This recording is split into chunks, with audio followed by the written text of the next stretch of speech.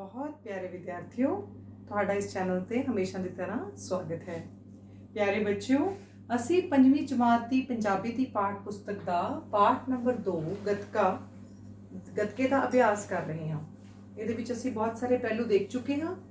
ਸੋ ਆਪਣੇ ਅਭਿਆਸ ਦੇ ਅਗਲੇ ਪੜਾਅ ਵੱਲ ਆਉਂਦੇ ਹੋਏ ਅਸੀਂ ਪ੍ਰਸ਼ਨ ਨੰਬਰ ਹਾਹੇ ਤੇ ਪਹੁੰਚ ਚੁੱਕੇ ਹਾਂ, ਜਿਸ ਵਿੱਚ ਅਸੀਂ ਸ਼ਬਦ ਜੋੜ ਸ਼ੁੱਧ ਕਰਕੇ ਲਿਖਣੇ ਹਨ। ਇਸ ਦਾ ਮਤਲਬ ਹੈ ਕਿ ਸਾਨੂੰ ਕੁਝ ਸ਼ਬਦ ਦਿੱਤੇ ਗਏ ਹਨ, ਇਹਨਾਂ ਦੀ ਬਣਤਰ ਵਿੱਚ ਕੋਈ ਨਾ ਕੋਈ ਗਲਤੀ ਜਾਣ-ਬੁੱਝ ਕੇ ਕੀਤੀ ਗਈ ਹੈ। ਤੁਸੀਂ ਉਸ ਗਲਤੀ ਨੂੰ ਸੈੱਟ ਕਰਕੇ ਉਹਨੂੰ ਸ਼ੁੱਧ ਕਰਕੇ ਲਿਖਣਾ ਹੈ। ਸੋ ਛੋਟੇ ਰੂਪ ਵਿੱਚ ਅਜਿਹੇ ਪ੍ਰਸ਼ਨਾਂ ਨੂੰ ਅਸ਼ੁੱਧ ਸ਼ੁੱਧ ਵੀ ਆਖਿਆ ਜਾਂਦਾ ਹੈ। ਤੁਹਾਨੂੰ ਅਸ਼ੁੱਧ ਸ਼ਬਦ ਦਿੱਤੇ ਗਏ ਹੁੰਦੇ ਹਨ, ਤੁਸੀਂ ਉਹਨਾਂ ਦਾ ਸ਼ੁੱਧ ਰੂਪ ਲਿਖਣਾ ਹੁੰਦਾ ਹੈ। ਸੋ ਆਓ ਸ਼ੁਰੂ ਕਰਦੇ ਹਾਂ। ਆਪਣੇ ਪਹਿਲੇ ਸ਼ਬਦ ਵਿੱਚ ਆਪਾਂ ਗਲਤੀ ਲੱਭਦੇ ਹਾਂ। ਭੂਗੋਲਕ, ਭੂਗੋਲਕ, ਲੇਕਿਨ ਅਸੀਂ ਕੀ ਸਿੱਖਿਆ? ਭੂਗੋਲਿਕ। ਠੀਕ ਹੈ ਬੱਚਿਓ। ਸੋ ਸਾਡੀ ਮੁਹਾਰਨੀ ਵਿੱਚ ਕਿੱਥੇ ਫਰਕ ਪੈ ਰਿਹਾ? ਲ ਤੇ। ਜਦੋਂ ਅਸੀਂ ਇਸ ਦਾ ਰੂਪ ਸ਼ੁੱਧ ਕਰਕੇ ਲਿਖਾਂਗੇ ਤਾਂ ਉਚਾਰਨ ਮੁਤਾਬਕ ਅਸੀਂ ਲ ਨੂੰ ਸਿਹਾਰੀ ਲਗਾਵਾਂਗੇ। ਠੀਕ ਹੈ ਬੱਚਿਓ। ਸੋ ਅਸਲੀ ਸ਼ਬਦ ਹੈ ਭੂਗੋਲਿਕ, ਨਾ ਕਿ ਭੂਗੋਲਕ। ਨੈਕਸਟ ਦੇਖੋ, ਸਖਲਾਈ, ਗੱਤਕੇ ਦੀ ਸਖਲਾਈ। नो, ਗੱਤਕੇ ਦੀ ਸਿਖਲਾਈ। ਕਿੱਥੇ ਗਲਤੀ ਹੈ? ਸ ਦੀ ਮੁਹਾਰਨੀ ਤੇ। ਸੋ ਉਸ ਨੂੰ ਸੈੱਟ ਕਰਦੇ ਹੋਏ ਅਸੀਂ ਸ ਨੂੰ ਕੀ ਲਗਾਵਾਂਗੇ? ਸਿਹਾਰੀ।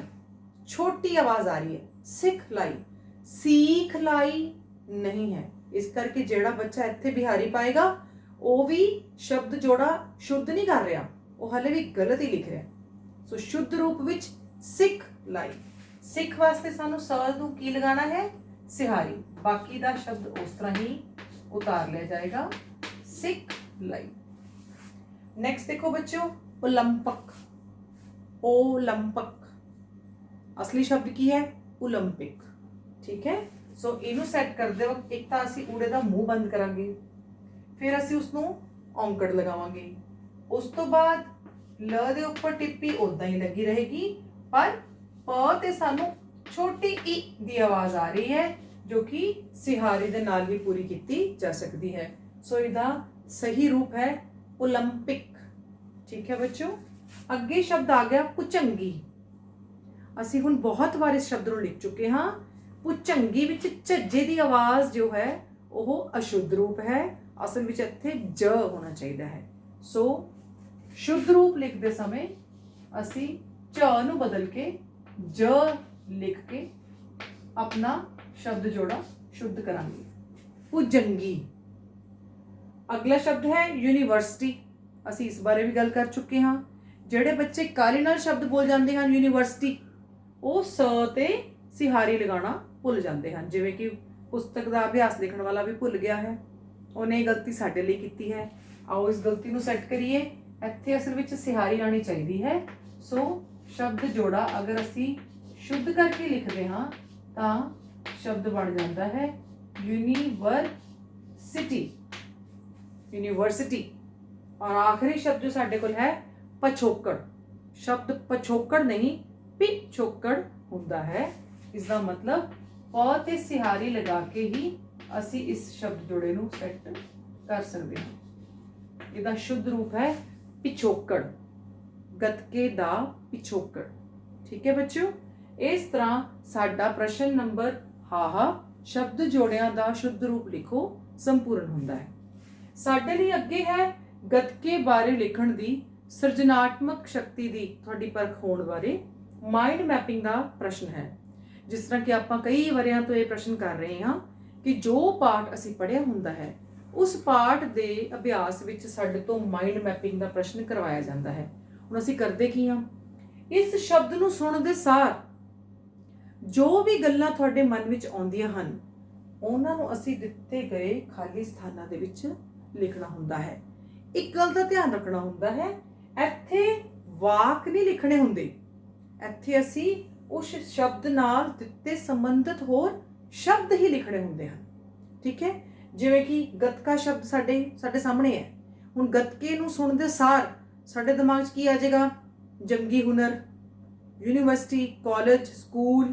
ਮਹਾਰਾਜਾ ਰਣਜੀਤ ਸਿੰਘ, ਆਨੰਦਪੁਰ ਸਾਹਿਬ, ਪਾਉਂਟਾ ਸਾਹਿਬ, ਸੈਨਿਕ, ਭੁਜੰਗੀ, ਉਸਤਾਦ, ਸ਼ਾਗਿਰਦੀ, ਰਾਈਟ, ਫੈਂਸਿੰਗ, ਕੁਸ਼ਤੀ, ਅਖਾੜੇ।